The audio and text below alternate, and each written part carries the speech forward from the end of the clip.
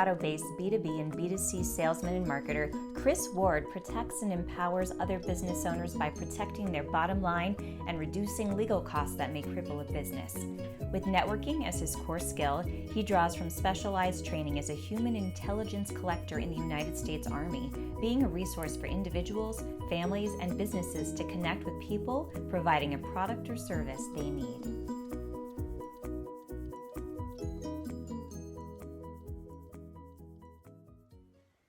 Lighthouse Conversations welcomes Chris Ward. Welcome, Chris. Thank you very much for having me. So glad you're here. So you are a big part of the spiritual community in Denver, which is where we first met. I want to hear a little bit about your background. How did you get to the point where you're attending these kind of events and meeting people like me? Well, it was a transition, and it was quite a growth process, I believe, because prior to my professional life, I was in the Army. So I served happily for 11 years in the U.S. Army. I had traveled all over the world, and through that you develop a lot of bad habits and all spiritually as well. And that was one of the things that I recognized was my philosophies, my lack of faith in humanity, pretty much, because a lot of my experience in the Army, I spent 2.5 years in Bosnia after the war.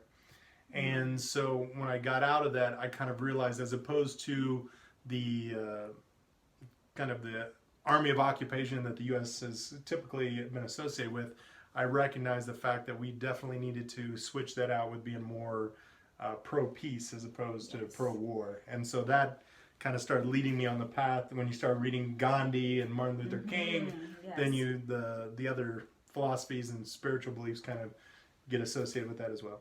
I can see how that would be life-changing. You saw some things that I'm sure challenged you, and did you ever wonder, like, what is my place in that? How do I show up in the world so that things like this don't have to be anymore? Or how can I, in my small way, make positive change in the world? Absolutely, but I think the first time I did it was, there was a night, I was very naive, because when I was in Bosnia, my first time I was there was 20 years old. I turned 21 in Bosnia back in '97. And one of the things that I thought was, because during the Balkan War was when I was in high school. And so when I met other people that were my age, and I thought, you know, I could never allow this to happen to another child again. Some of the horror stories that I heard.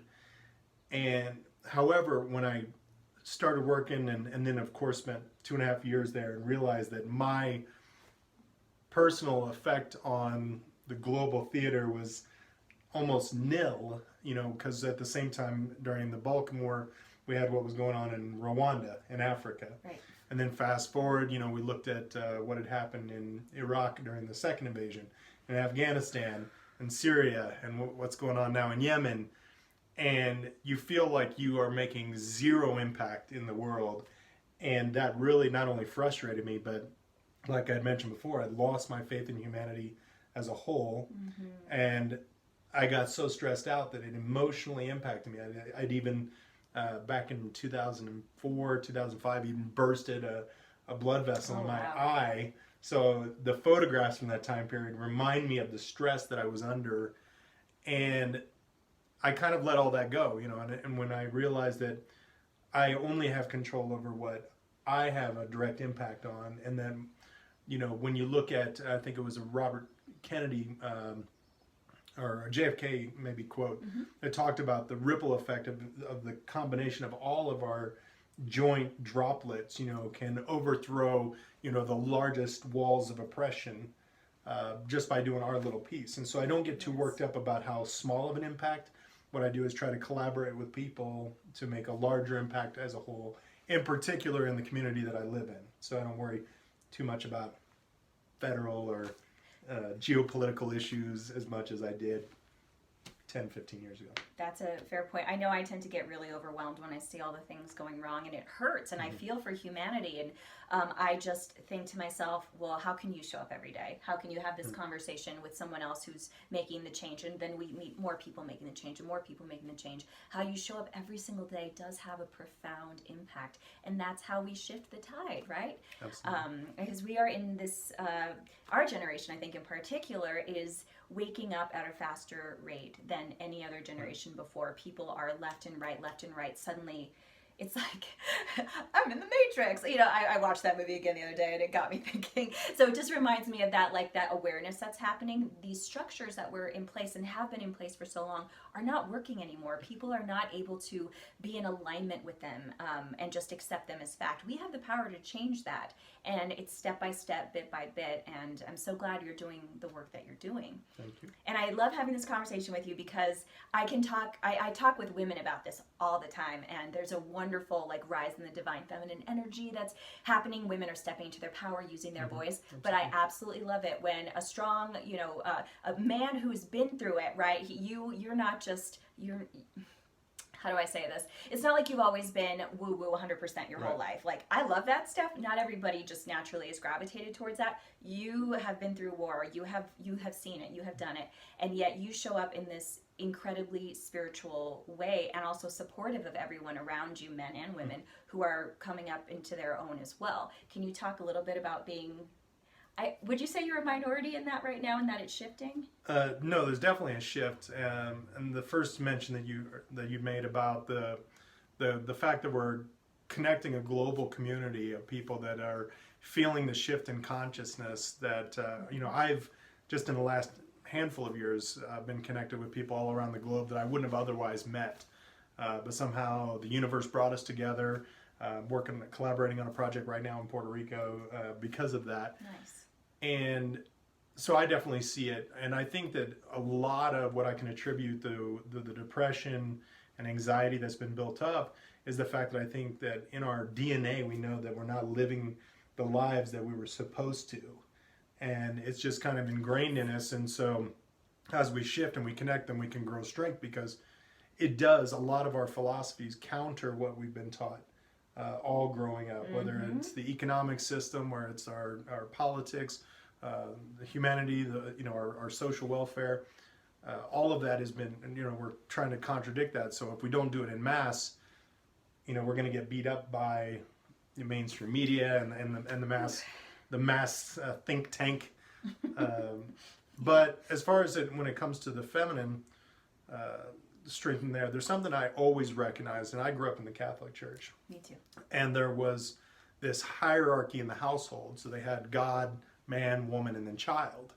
And I always took umbrage with that. I don't know why as a kid that I was always like, why are the man over the woman? And I see this in a lot of religious practices where the man is the head of the household. The woman is always subservient to her husband. And I was always like, why has that got to be the case? And I always questioned it. And so becoming a feminist myself and recognizing that we need more powerful women in both politics and in the business community, stepping up and taking up leadership roles, because I think men, when you have only men, we've saw the devastation that the unfettered economic system, what it's done to the earth, predominantly led by men. I mean, our entire justice system, the entire economic system, everything was always created by white, slave-owning, land-owning Protestant men that, kicked off our country in 1770s. And so it's been, we think of it as the greatest country in the world, but I can see the the destruction that's also caused. Millions of indigenous people that were, killed at the very onslaught of our country. 400 years of slavery. The country was built on the backs of slaves. And now today, we're still fighting for equal rights. Okay. We're still fighting for indigenous people's rights. We're still fighting for civil rights in the 21st century. Things that you don't think would be an issue today Still are, and rights are being taken away. Oh, it's amazing. Which is unbelievable to me, and I feel like when there's a system in place that's on its last legs, when it's, feeling the pressure of people not wanting it to exist anymore, that's when it gets ugly. That's when it really, all the junk starts to rise to the surface, and I think that's why we're seeing that a lot right now, because that's going to be abolished, guys. Like that... I'm going to make decisions for you. You're not going to be represented. Only a certain population is going to be represented. That's not how it's going to be anymore. And it's like, if you're not on board, you better get on board because you're going to be left behind. Exactly. And I think, and you can probably agree that the idea of feminism, a lot of people think that it means putting women above men. It's not that, you It's guys. not at all. And so it's just like, no, we're just sharing responsibility here. Iceland was the perfect example, was after they had the same economic banking crisis in 2007, 2008 that the United States did. But they threw all of their bankers in prison. And now every board of directors for every company has to be 50% women. It has to be by law. And the country is now run, basically by women. And so we've seen that Iceland, without even, if you've heard, their economic model has shifted. It's now very prosperous. It's a hot worldwide destination spot. You know, I heard it's still expensive to live there, but they've done incredibly well bouncing back from bankruptcy to the type of prosperity that they're enjoying today. Yeah, it's a good example. And no one is saying, take all men out of power. It's because the balance has been like this. This is just going to make all the difference. And if you're threatened by that, if that's something that's scary to you, I would just say examine why. What is it that makes you feel that way? Is it because it's always been that way? Well, that doesn't necessarily mean it's right. And I kind of want to write a book like, congratulations, you're a feminist, is what I want to call it, because do you think women should have equal rights as men? Like, yeah, congratulations, you're a feminist. Nobody's saying they hate men. No one is saying any of that. I've been called militant before, just the way I'm talking to you right now, for just being like passionate and saying this is something exciting and this is what I think as a woman. And well, maybe if you weren't so militant, I could hear you, baby. Oh no, Okay, get back to your old century, or ship up or shape out. You know what I'm saying? And if I think that's called tone policing, when you express passion about something that's maybe an injustice. Right. Whether or not you're being aggressive or not. People take that as threatening. And so by saying, well, could you just be nice about it? Couldn't you just be civil about it? That's a way of keeping the oppressor in place. Right. So if you don't speak out about it, if you are told to calm down about it, then your words go away and the power is gone. So it's been very effective in basically shutting people up. Oh, absolutely. It's amazing, people that take umbrage with individuals that speak out for women's rights, that they think that if, you give them an inch, they take a mile. It's like, well, we want to, the reproductive rights, the right that, a woman could choose to have an abortion up to 24 weeks. That's federally. I mean, Virginia is the only state that exceeds into 25 months. But past that, it has to be a direct threat of life to the mother or the child. Right.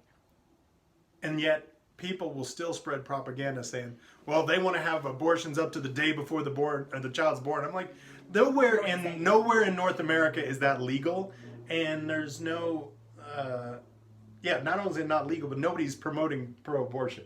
I've not heard one pro-choice person say, we need more abortions. Everybody just loves abortion. Yeah, Nobody exactly. loves abortion. Oh, yeah, it's ridiculous. It's interesting because I feel like pro-life should include the life of the person carrying the child. Absolutely. And I also wonder if you're going to be criminalized for having this abortion. I would like to know what responsibility the man will take. Will he also be thrown in jail?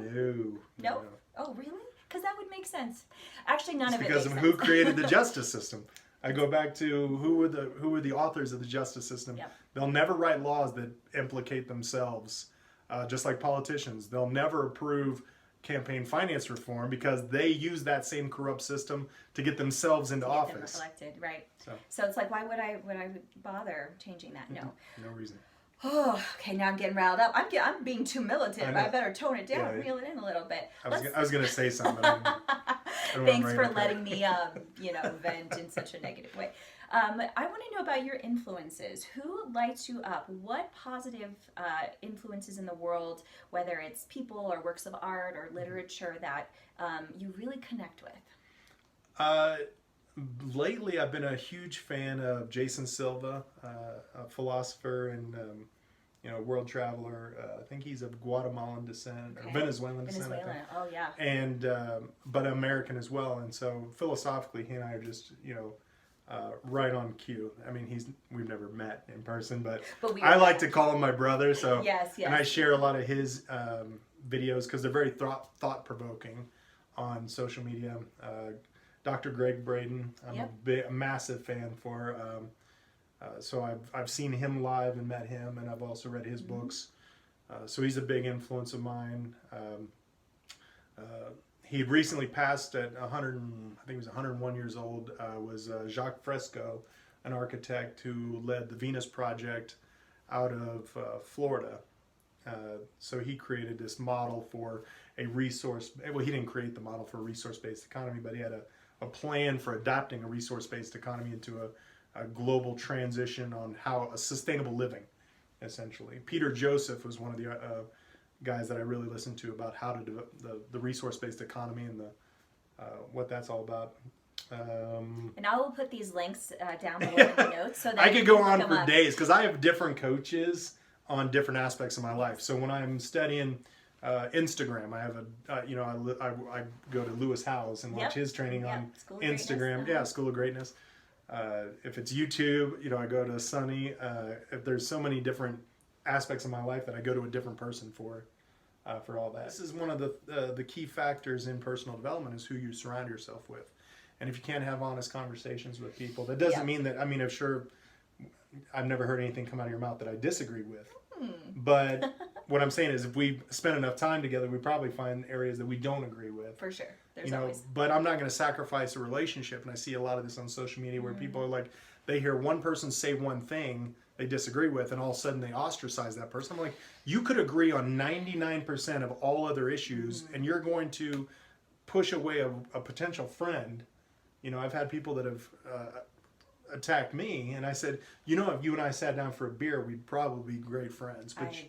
But because of the way you're treating me as a stranger, I don't want to be your friend.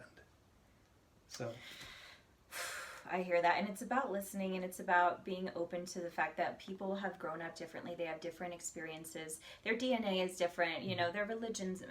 We all come from different backgrounds, and I think the more we can recognize that we are all the same, we have our souls are just as valuable as each other's. That we all belong to the same source, and I think it's just when people see each other as other, that's where the problem begins. If you hurt someone or dehumanize them, then it's easier to murder them. It's easier to make policies that take rights away from them. So I think if there's anything like, by having these conversations, it's maybe creating empathy or creating awareness and saying like, hey, we're all brothers and sisters, and there's truly no reason to operate in this world thinking anyone else is other than you. Oh, absolutely. That was two of the other people, Carl Sagan and Neil deGrasse Tyson. Yep. Speak to the fact that regardless of what your beliefs are, we all come from the same source, and Carl Sagan even said we're all made of stardust. Stardust, yeah. Yeah. So I keep that in my mind all the time, that we're all brothers and sisters. We all come from the same source, regardless of what we inherently believe in ourselves as far as who our creator was, or if we had a creator, if we were just one big cosmic accident. Yeah. We don't know, but one thing we do know is we did come from the same source. That's irrefutable. So. Yeah, we can't deny that. I think sometimes, though, this occurred to me when I was little, and I was looking at an ant farm, and they're doing their little job, and they're going up and down the hill. I'm like, what if we're somebody's ant farm? Yeah. What if we're, like, this whole universe is sitting on somebody's table in somebody else's universe? There's so much out there that we just don't know. So I feel like I'm more inclined to be open to the crazier explanation, the one that seems like, well, that's not what we learned in school. Cool. Tell me more. I want to know about it. I choose to believe that we are spirits having a temporary physical experience. And so why are we here, right? Mm-hmm. That's the big question. What am I doing here? What am I doing here? I truly think that it's to help each other through the day. Like, I think it's to each find that thing that we love to do, that lights up our heart, that we would do for free, right? But that thing is received and makes a difference, and it serves people. And so it's kind of that, I like to call it circle of light. It's put out, it's received, it comes back, and everybody benefits in that situation. When it comes to why are we here, what's the meaning of life? What's your quick answer to that? Why are we here? It's a small question.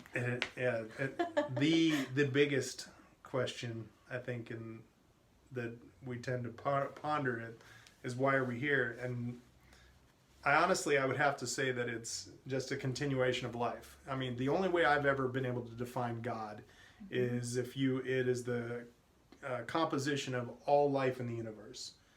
Every living thing, plant, animal, Homo sapien, whatever species, whatever else is in the universe, all comprised together creates what I would consider God. And it was, I remember it was in kindergarten when this dawned on me, because they said, they said something to the effect of like, God is bigger than all things, and and He's got the whole world in His hand. Da, da, da, da, da. I could never attract a masculine pronoun to God as he or she, so I always considered God as it. And so I thought my purpose, or our life's purpose, is to perpetuate itself, is to continue life. And so anything that hinders life, or hinders progress, or hinders evolving consciously, if you will, for the Homo sapiens, that's our purpose, is just to continue life, not to end it. And I think a lot of humanity takes steps to end human life. I tell people when they say save, we're going to save the earth, I'm like, no, you better save humanity, because the Homo sapiens are going to die long before Earth goes anywhere. So. Wow, I've never heard it put that way. That was deep. That was great. It got me thinking. And I love that you were having these thoughts in kindergarten. Yeah. So have you always felt a little bit outside the box growing up? I was always an alien. Me too.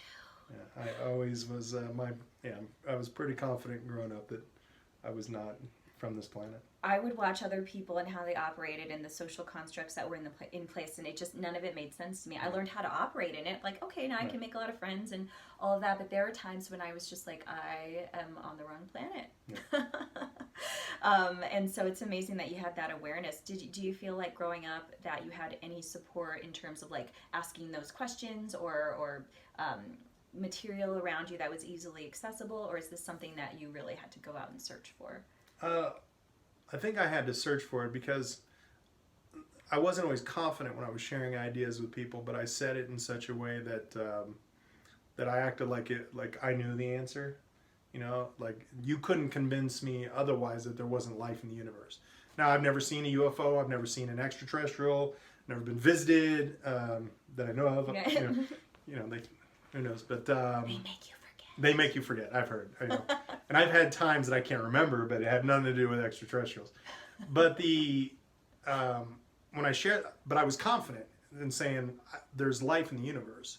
When I grew up on a farm, and I used to lay out. We didn't own the farm, but we rented the house on the farm, and so I used to lay out on the cornfields whenever they get mowed down, and I could lay down. I'd lay up and watch the stars, and your entire peripheral vision was all stars. And I don't even know how old I was. It was probably kindergarten age or under, where I would think that there was a boy laying on another planet doing the exact same thing, looking back at me. And this was before I had a concept that we even had other planets in our solar system. Wow. I just thought, well, if I'm here, there's got to be somebody over there looking back, and without any concept of how the solar system was even constructed, or where it was laid out. So you couldn't convince me otherwise that there wasn't life in the universe. I don't remember anybody ever making fun of me. And then when you get to be 6'5", nobody really questions you. I know exactly what that's. When you're white, you're 6'5", and you're in a suit and tie, they're just like, whatever you say, man. And when you're small and Latin and like 5 foot, they're like, isn't she cute? No, but they know how dangerous short Latin women can be. So that's why. And feisty. Don't forget. And feisty. That's right. I was just picturing you on that cornfield, and then I could hear the soundtrack of Somewhere Out There, like having your own Fievel moment. Exactly. And you're just like, yes, someone else is. But with the alien from Mac and Me on the other planet. I like it. We got to make that movie. That's so cool. So where do you see this taking you? I mean, in your career, I want you to talk a little bit about what you do and how, if at all, this informs what you do for a living. It is congruent. I think that's one of the benefits, is that to find professional purpose, a way to monetize what you're doing that's aligned with your passion. And one of the passions I've always had because of the military and being in countries all over the world to date where there is no legal recourse when you're taken advantage of, around the planet. Whatever happens to you, whether you're taken advantage of by the government, by a large corporation, by a family member.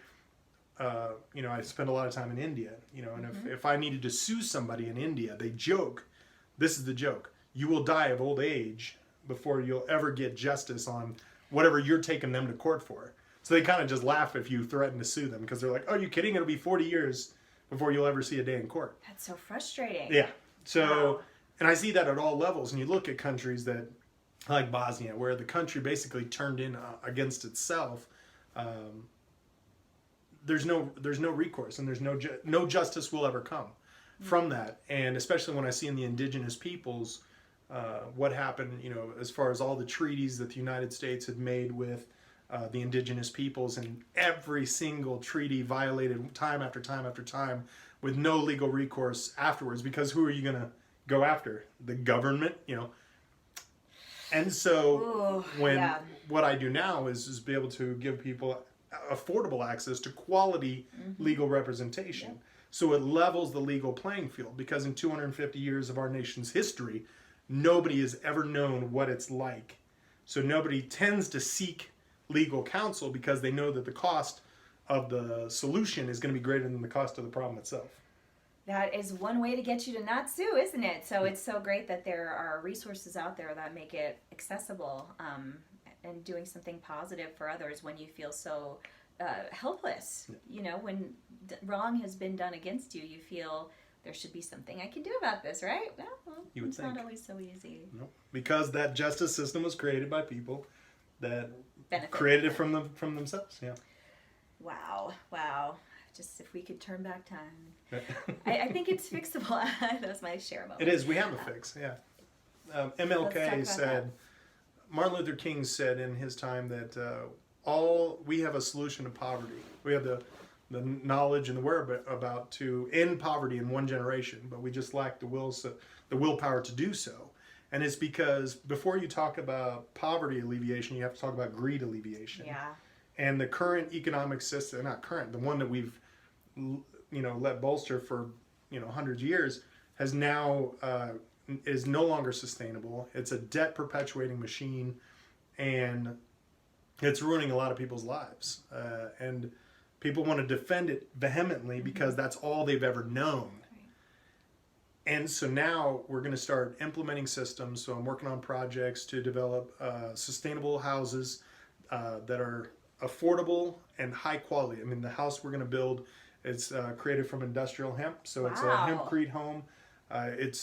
We're doing it in Puerto Rico because we want to use it as a model to show what to build moving forwards, because Puerto Rico faces two big issues. We have the climate change and the sea level rising. So dreadful impact about all the coastal waters, which is going to impact about, they said, I can't remember what percentage, but it was like 80% of the population is going to be adversely impacted by a 1.6 foot rise in the sea level. Is going to impact that many people. You also have devastating storms like the Hurricane Maria that hit in 2017. Still recovering. It's only a matter of time before another hurricane of equal or greater power hits that island.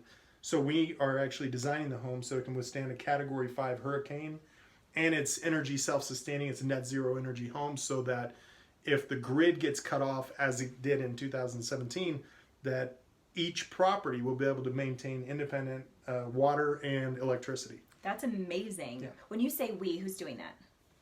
Me. He's doing that.